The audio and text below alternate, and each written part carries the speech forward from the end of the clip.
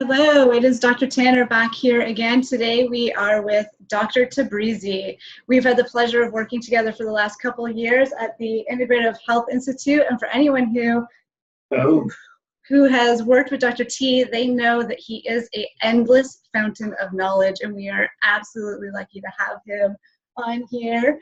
Dr. T, tell us a little bit, do you have any patients that have suffered from burnout? Hi guys, thank you. This is really fantastic to be able to have this conversation with somebody else who's not only a fantastic clinician, but is also in the front line when it comes to running. So the way I think about a problem is that whether it's a psychological burnout, whether it's a physiological, or whether it's a neuromuscular aspect, right? Because I think that as amazing as running can be, right, a lot of times people get into this almost like an automated way of approaching it, right? So we want to be able to always have that passion and that love and that desire for running. Because one of the things that I see with some patients, right, that they become so focused on their mileage, on their distance, on winning, that they forget that aspect of enjoyment, right? One of the things that we really care about is that physical freedom, being able to run and walk and climb and pull and push. That's what has made us human beings. So I don't want it to get to a point, and I've seen this a lot with some elite level runners, that they just completely trash their bodies, or psychologically they don't enjoy it and they never run again. And to me, I think that is not a good thing to have. Yeah, we need to have that fine line, right? Are you still enjoying why you got into it in the first place?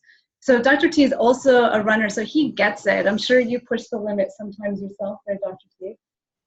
Okay, so top 3 risk factors for running injuries. A, mileage.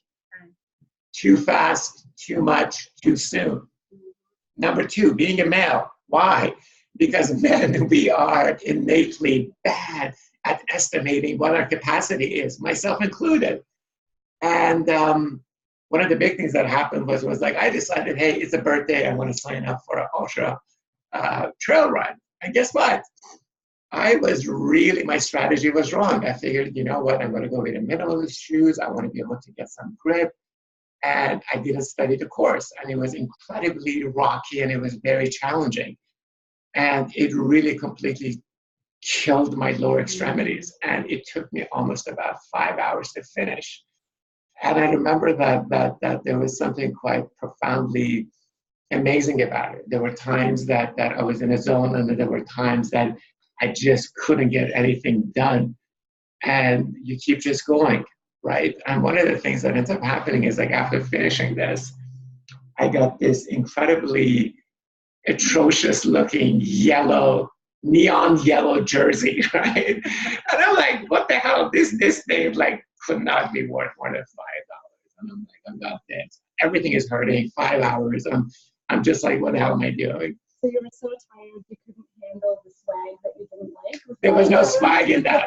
And you know, for those of you guys who know me, I mean, I like to get my swag on. And this was just awful, right?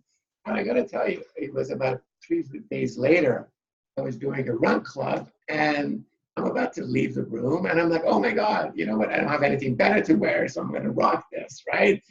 And this is how delicious Toronto or any major city can be. As I'm wearing this, feeling good about myself with 20 other runners, around 5:30, there were 3 or 4 homeless people who were having a wonderful time drinking. And as I'm running back, with a group of people behind me, one of them looks at me and it says, "Lemon boy, I like to squeeze you." Oh my.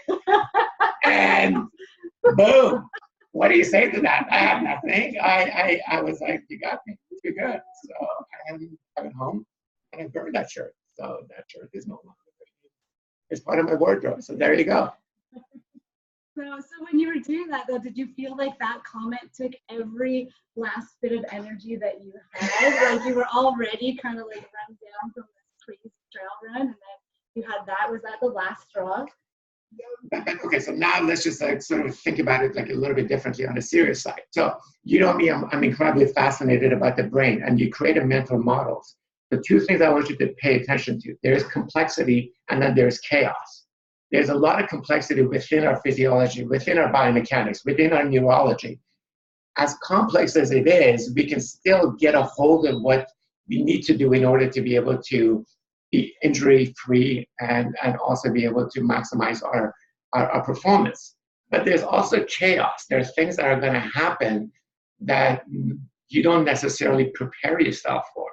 So that's one of the things I try to be able to think about, that there's complexity. How much would I be able to control in terms of my training, my sleep, my nutrition? And then there's other things that I wouldn't be able to necessarily anticipate. And the key thing about it was like that comment, as funny as it is to me right now, at that moment, to your point, it just completely deflated me. And on top of everything else, having everybody laugh at you was like, oh, okay, what's up with that, right? Yeah. So, and that's just one psychological sort of a thing that happens. But imagine as you're running or doing something else, like let's say you experience a pain or somehow you're dealing with all that external psychological aspect of the family life and everything else, right? So it all comes into the same bucket. And I think for the first time, we're trying to realize that you can't really tease it out. You have to think about the totality of where you are. So you're saying the brain is a complex organ and it functions on a complex level, but when we're in a more chaos state, those little things like somebody heckling you can really hit you. It's harder to deal with those other things, right? Those small things set you off, whereas if you were not in that chaotic state, you'd be able to handle that a little better. Is that kind of what you're saying there? Yes, I would say I would also try to anticipate for, as Nassim Taleb talks about, black swan. Like there are things that you don't necessarily even think about that is going to be that's going to happen, right? And you can anticipate for it, but you can also realize that, for example, and I think we've had that experiences with a lot of patients, that things are going well, and all of a sudden something happens, and they waste so much energy in terms of like, what did I do or what I didn't do, right? But personally, I feel that the question should be, how do we get you better? That is a wasted energy. What, in terms of those mental models that we want to be able to create. And the reality of it is that, look, there's a lot of things that could contribute to your injury. There's a lot of things that is going to contribute to you feeling burned out, right? And do we know all of them? Probably not. But usually there's about 3 or 4. And then if you just keep going back to the fundamentals, be able to say, okay, what are the things that I'm able to control? How do I be able to, again, to manage the things that I can, to some extent, be able to scale back or scale up and then be able to approach it again? But part of, like, sadly enough, the culture that we're in right now, everybody is like, I'm not doing enough. I need to do more. And I don't know if that's necessarily the best strategy. So I think to some extent, the thing that I would try to do is like, hey, am I doing the right tactics? Am I approaching the right mindset to this problem? And then be able to go from there. Okay, so would you say that if somebody is more in that chaotic state, that they're getting into that burnout, they're feeling run down, are they more likely to get injuries during that state?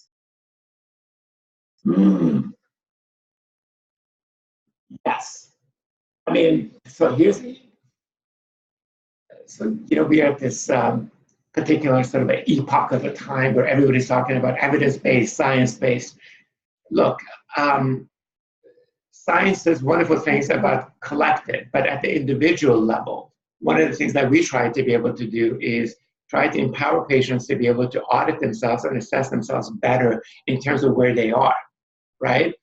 So I think to some extent, if there's other things that is pulling you aside, then you're not going to be present in the moment. And we know this from cutting edge world of neuroscience in terms of the immune system, right? If your immune system is really busy trying to put on many fires around your body, it doesn't have enough time to be able to modulate your pain. It's the same thing here, that I feel that chaos, that complexity is that if you have a knee problem, if you have a foot problem, if you have a back pain problem, if your breathing is off, I think that sometimes it just overwhelms the system. And you need to be able to collectively, and what I mean collectively in terms of like, whoever is in your team to be able to come up with a plan. And having said all that, Toronto, this is after the Raptors won. Woohoo! But think about Kevin Durant. As amazing as he had his team, you still can't predict what's going to happen. So the reality of it is that, again, it goes back to that complexity and the chaos. And I'm sure like there were people who are way smarter than that, but all of us put together that thought about this problem and they looked at it in terms of what would be the risk factors and what would be the chances. They came up with an idea, they came up with a model, and still that didn't happen and ended up being a catastrophic injury with Kevin Durant. But the key thing is like the reality is like, look, human experience, training, recovery, rehab, it's a practice. It's not, hey, this is exactly what you need to do and everything is going to work out, right? And I think that a lot of times we forget that. Right? Yeah. Okay, so if somebody's life, it's becoming chaotic, things are going crazy all around them, they don't feel like they have that sense of control. One of your tips is to scale back on the things you do have control over. What else can they do? So my big thing is this. A, what is your emotional state before you go for a run?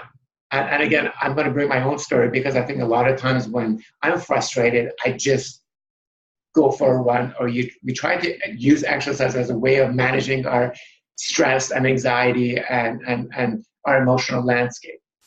And I think there was a study from McMaster that, look, you need to be able to be in a physiological state, and another sort of a simple way to think about it, be less angry and frustrated, because that is already a load on your system. And once you get your heart rate up, it's going to accelerate it to the next level. So one of the things that I would do is like something as simple in terms of with my brainfulness is like try to be able to say, all right, how do you be able to get a hold of your stress response?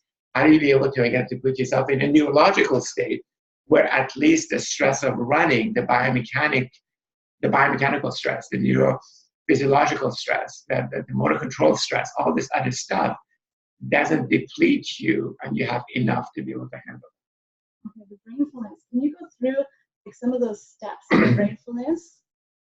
So what is brainfulness? It's my take on mindfulness. And one of the things that I wanted to do was to be able to teach my patients and for myself and other clinicians, how do you manage your stress response? Because again, according to Sapolsky's work from Stanford, your stress response is activated 60 to 70 times a day, whether you're consciously aware of it or not, right? And that's a lot. So you get stuck in this fight or flight. And everything could come in from everywhere, whether it is advertising, whether somebody questions like your status, whether somebody questions your intelligence, your worth, your identities. It all goes to the same thing, people. So the question is that how do you be able to begin to reset that? So one of the big things that we do is we get into vision, we get into breathing, we get into trying to create a better cohesion between the brain and the body. Are you saying it doesn't matter what your stress is, your body's reacting the same way? Physiologically? So I would say that we need to be able, so fundamentally, and this is another sort of tricks about our brain, is that it wants to do what is familiar, not what is healthy, right? Mm-hmm. So your job is trying to be able to optimize for what you need to do. Or the way I think about the problem is that stress response has been part of our evolutionary history for millions of years. So you will get stressed, your shoulders will shrug up, then you're gonna get a spike in your heart rate, you know what? But the question is not to focus or allocate your resources on that. It's rather be able to reset the system. And that's what Brainfulness tries to teach you. It's like, hey, allocate these resources and what you need to do in terms of being able to reset yourself. Yeah, I like that. We always go back to what's familiar, right? And then we repeat the same things but expect a different answer. So interesting that, if you've been doing the same pattern over and over and over again and you're still stressed out and you're still tired, we need to reset that pattern, right? All right. Any other amazing tips, Dr. T, for these runners?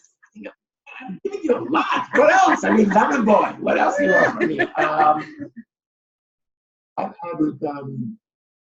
I think one of the things that also like really helped me was I give up music. I mean, like when I'm running, I want to be in the moment, and I don't even want to sort of like assess my own running, because inevitably this is a side effect of what happens. Is that every time I see somebody running, I'm already thinking about, oh my God, why are they making those choices?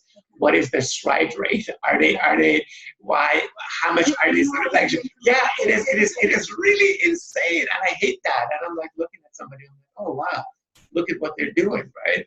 So I tend to be in places where it's not populated by a lot of runners, and I like to just enjoy my environment. I like to be able to say, oh my God, this is great. And again, going back to how we started this, physical freedom. The reality of it is that your joints have a finite amount of mileage on them, right? You can't just trash your body. So if there's one thing that I always tell every patient, and I fundamentally believe this, don't treat your body like a car rental. You're not some goddamn crappy car that you can trash it for a week and then send it back. You're a beautiful Ferrari. High maintenance, but that's all you are for the rest of your life. But you need to take care of it. Boom.